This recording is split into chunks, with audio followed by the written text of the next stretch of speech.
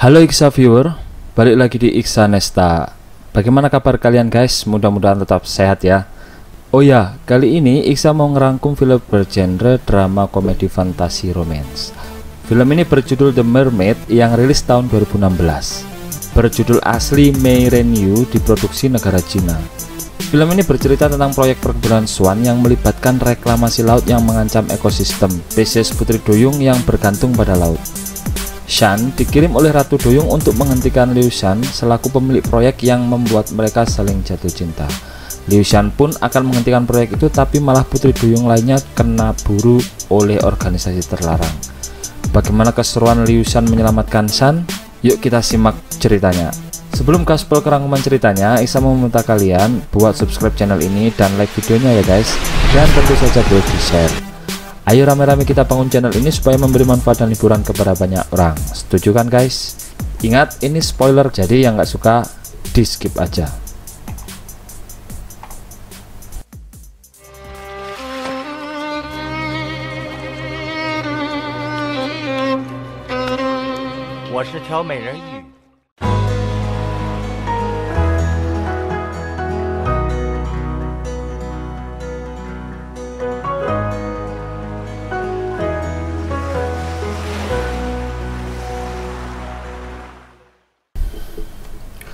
Cerita dibuka dengan menunjukkan keadaan lingkungan yang penuh polusi pabrik, penebangan hutan, pencemaran air dengan limbah cair, pembantaian hewan laut besar-besaran, dan pemasangan alat pemancar sonar ke dalam laut yang mengakibatkan ikan-ikan pergi. Kemudian ada tur museum hewan-hewan eksotis sedunia yang ternyata isinya abal-abal guys. Pemandunya menceritakan asal-usul manusia yang mana nenek moyangnya dari ikan. Kemudian hewan darat, laut, dan hewan udara kawin silang. Sebagai contoh, hasilnya adalah manusia kelelawar. Ada kadal yang jadikan dinosaurus, anjing yang katanya harimau Bali, sampai ditunjukkan putri duyung yang unik. Karena pengunjung merasa dibohongi, jadi mengamuk dan menghajar si putri duyung tadi. Cerita berpindah ke sebuah acara resmi, yaitu lelang wilayah pantai bernama Teluk Hijau. Lelang dimenangkan oleh konglomerat muda bernama Tuan Liu Xian yang diperankan oleh Stephen Chow yang juga produser film ini. Di rumah Tuan Liu yang mewah dan banyak pengawal serta pelayan yang setia hendak merayakan kemenangannya dalam lelang. Dia mengundang lawan lelangnya tadi, dan yang paling menonjol adalah Nona Ruolan. Dia konglomerat perempuan cantik dan cerdas. Sepertinya dia suka sama Tuan Liu. Ada juga Tuan Cheng yang koplak, datang pakai jet roket. Sebelum berpesta, mereka berbincang membicarakan Teluk Hijau yang rencananya oleh Tuan Liu akan direklamasi, sehingga sangat menguntungkan. Tuan Cheng pesimis karena di situ habitat lumba-lumba dan ikan, jadi tidak boleh direklamasi karena Teluk Hijau merupakan cagar alam.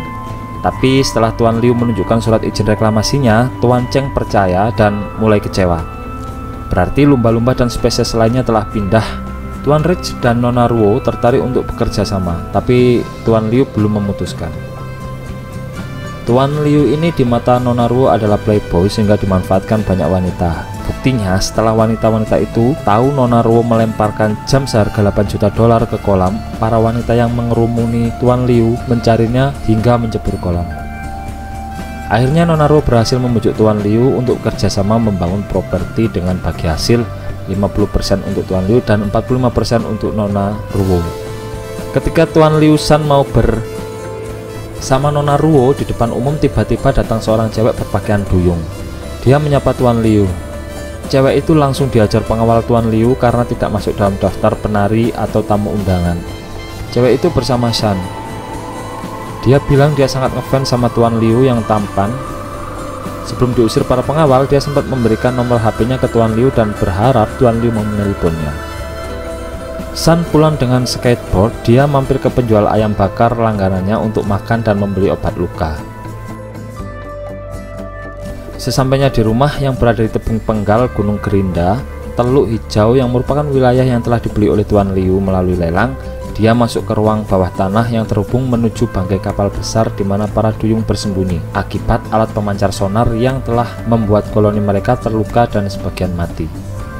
Ternyata Shan ini adalah salah satu putri duyung yang diutus koloninya untuk mendekati Tuan Liu dan menjebaknya lalu membunuhnya. Di sebuah pertemuan rapat pemaparan proyek, Tuan Liu dan Nona Ruo diberi penjelasan oleh perusahaan yang memproduksi alat pemancar sonar bahwa pemancar sonar itu telah dipasang di Teluk Hijau sehingga lumba-lumba dan spesies penghuni di sana pergi meninggalkan tempat itu. Itulah kenapa izin reklamasi bisa keluar. Mereka pun mempresentasikan dengan ikan koki sebagai contoh. Setelah sonar diaktifkan, ikan itu mati meledak saking kuatnya frekuensi sonarnya, sehingga mereka memastikan lumba-lumba tidak akan kembali. Namun mereka juga menemukan frekuensi lain yang unik di perairan Teluk Hijau dan belum teridentifikasi. Ratu Duyung bernama Shitai menceritakan tentang leluhur manusia dan duyung yang mana adalah seekor kera. Ketika daratan berubah, beberapa kera terpaksa hidup di laut sehingga membuat kaki mereka tidak berguna dan berevolusi menjadi ekor ikan. Duyung dan manusia seharusnya bisa hidup berdampingan, akan tetapi tiap manusia bertemu duyung selalu memburunya sehingga duyung menjauhi manusia.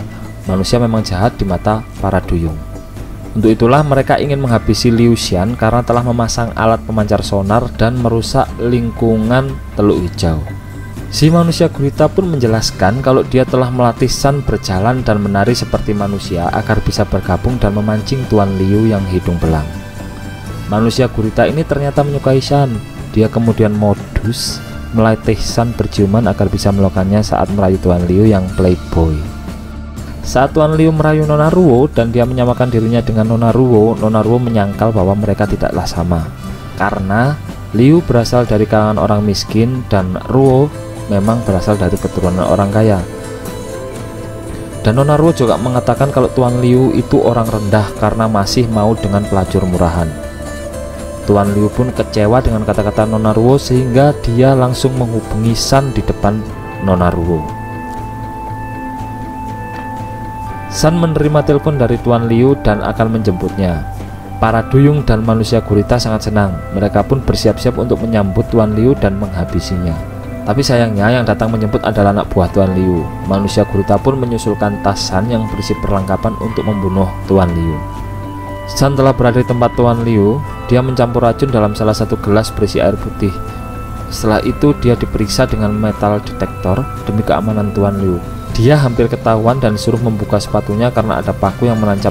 Anak buah Tuan Liu pun mengajaknya minum air putih yang gelas ada racunnya diminum oleh anak buahnya sehingga keracunan. Untung segera diberi banyu londo sehingga segera sembuh.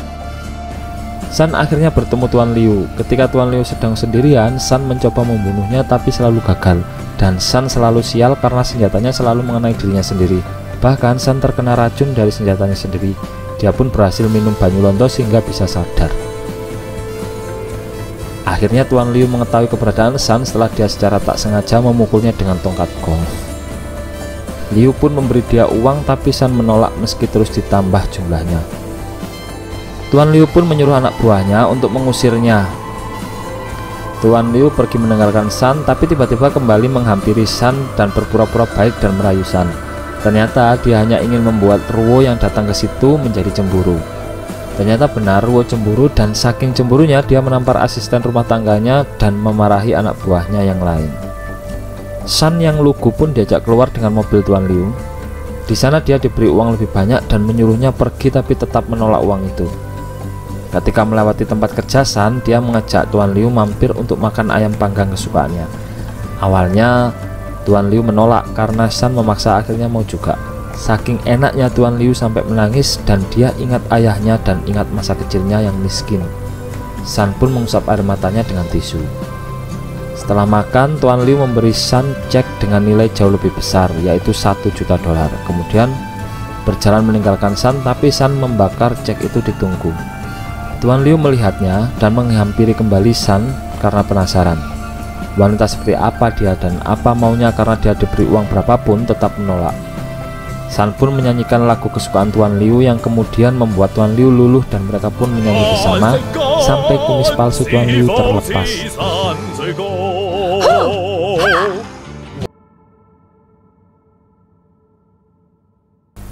Setelah itu mereka bermain di taman hiburan. Setelah malam, Tuan Liu mengantar San pulang. Di situ Tuan Liu mulai merasakan benih-benih cinta kepada San karena keluguannya. San pun mengajak Tuan Liu masuk. Di dalam rumah, manusia gurita dan duyung bersenjata lainnya sudah siap untuk membunuh Tuan Liu.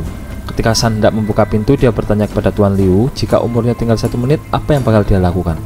Tuan Liu menjawab dia akan memandangi San. San pun masuk dan langsung menutup pintu sambil berteriak dari dalam agar dia pulang. Di dalam, manusia gurita sangat kecewa karena San membiarkan Tuan Liu pergi. Padahal sudah sedikit lagi akan berhasil. San bilang pada manusia gurita kalau dia tidak sanggup melakukannya. Esoknya, Tuan Liu mengajak San berkencan. Mereka berkencan sambil makan seafood. Di situ sudah ada manusia gurita menyamar menjadi chef, tapi chef sesungguhnya tiba-tiba datang sehingga chef yang asli memasak tentakel manusia gurita. Karena dia merasa kesakitan, menyemburkan tinta hitam dan kabur terbang. Ketika San hendak mengambil pisau untuk melakukan tugasnya, Tuan Liu menarik tangannya dan memberikan cincin sebagai tanda dia melamar San. Meskipun sebenarnya San juga suka, tapi dia menolak. Tapi Tuan Liu memaksa karena San wanita yang berbeda, unik, dan wanita lainnya hanya ingin uangnya saja. Mereka pun berdebat karena Tuan Liu salah menilai San. Saking gemesnya, Tuan Liu pun mencium San lama sekali sampai Nona Ruo datang. San pun pergi dan Nona Ruo mundur dari kesepakatan kerjasamanya yang membuat Tuan Liu tambah senang. Manusia gurita sedang dirawat di rumah San karena tentakelnya terpotong. Dia menyalahkan San karena sudah mencintai Tuan Liu. Tiba-tiba pintu diketuk dan refleks San membukanya. Ternyata itu Tuan Liu. Dia melihat isi rumah itu penuh duyung dan tubuh San yang berupa ikan. Para duyung pun dengan sigap menangkapnya. Di base camp duyung, Tuan Liu akan dibunuh oleh mereka karena telah merusak rumah mereka dengan memasang sonar. Namun dia berjanji bila dibebaskan akan mematikan sonarnya. Manusia gurita tidak percaya dan mencekik Tuan Liu dengan tentakelnya. San memotong tentakelnya dan menyuruhnya pergi. Tuan Liu pergi menemui polisi dan menceritakan apa yang dialami, namun menjadi bahan ejekan dan candaan karena tidak ada yang percaya.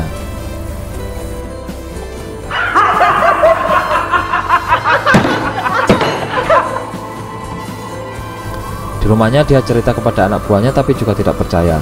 Nona Ruo pun datang dan Tuan Liu mengagumi kakinya. Karena merasa bersalah, San mencoba bunuh diri tapi digagalkan Ratu Duyung. Ratu Duyung memahami kalau San suka dengan manusia itu sifat alaminya. Dia menceritakan 600 tahun lalu pada masa dinasti Ming, klan Duyung hampir punah diserang angkatan laut. Untunglah ada manusia baik bernama Tuan Seng yang menyelamatkan mereka. Di dalam kamar, Nona Ruo sudah siap-siap untuk tapi Tuan Liu masih sibuk browsing tentang duyung dan kerusakan lingkungan. Tuan Liu pun mengangkat kaki Nona Ruo ingin mengambil jaketnya yang tertindih. Tapi Nona Ruo salah paham, dikira mau ngajak beraksi. Dia sangat kecewa setelah Tuan Liu meninggalkannya di kamar begitu saja. Kasihan. Tuan Liu pergi ke laboratorium kontrol sonar. Dia berniat mencoba rasanya kena gelombang sonar. Baru diaktifkan dengan kekuatan 1/10 saja sudah bikin Tuan Liu muntah dan di celana. Tuan Liu pun mengumpulkan seluruh relasinya dan meminta untuk mematikan sonar tersebut. Nona Ruo datang dan setuju untuk mematikan sonarnya. Disitulah Tuan Liu menceritakan keberadaan duyung kepada Nona Ruo. Nona Ruo langsung percaya dan sangat senang, kemudian menunjukkan bahwa selama ini dia telah mendanai proyek tersendiri terkait keberadaan duyung. Karena dengan DNA duyung, mereka bisa menguasai bioteknologi dan bisa menghasilkan banyak uang. Tuan Liu ternyata tidak setuju. Nona Ruo dan anak buahnya pun tetap memburu para duyung. Mereka mengira duyung adalah spesies yang ganas sehingga harus dibunuh agar tidak kabur, dan harus ditangkap semua, tidak boleh ada yang lolos. Tuan Liu mencoba mengejar untuk menyelamatkan para duyung tapi terjebak macet di jalan. Untunglah bertemu temannya yang koplak, yaitu Tuan Cheng, pemilik jet. Setelah masuk ke markas duyung, Nona Ruo dan anak buahnya membantai para duyung dengan kejam.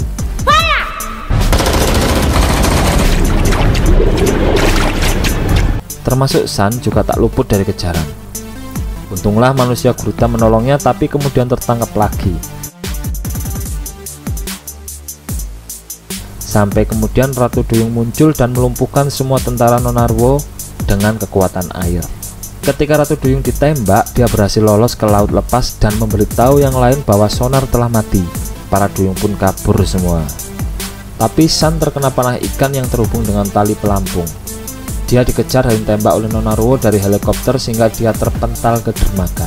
Ketika Nonaruo akan menembak Sun, Tuan Liu datang dengan jet dan mencegahnya. Tapi Nonaruo tetap menembak sehingga mengenai mesin jet. Dia mengangkat Sun untuk dimasukkan ke laut tapi dihalangi Nonaruo. Dia memanah Tuan Liu beberapa kali di dadanya tapi tetap bertahan. Setelah Sun berhasil dilempar ke air, polisi pun datang dan menangkap semuanya. Di akhir cerita, Tuan Liu mendanai kegiatan pelestarian hidup dan memberikan beasiswa kepada para pelajar. Dia hidup bahagia bersama Sun dan duyung lainnya yang selamat di dalam lautan lepas. Nah, itu tadi guys, rekap film The Mermaid. Banyak pesan moral dalam film ini guys, tapi yang menonjol adalah kita harus menjaga lingkungan bumi, jangan lagi ada kerusakan alam sehingga mengakibatkan ekosistem lain menjadi terganggu. Intinya di situ. Oke, karena film ini sangat seru guys, Iksa saranin kalian nonton filmnya secara full. Selain tegang, romantis juga lucu sekali. Kalian akan bawa ketawa dengan kelucuan Stephen Chow. Untuk film fullnya kalian bisa lihat linknya di deskripsi. Oke, itu saja dari Iksa, sampai jumpa di video lainnya. Terima kasih sudah berkunjung dan bye.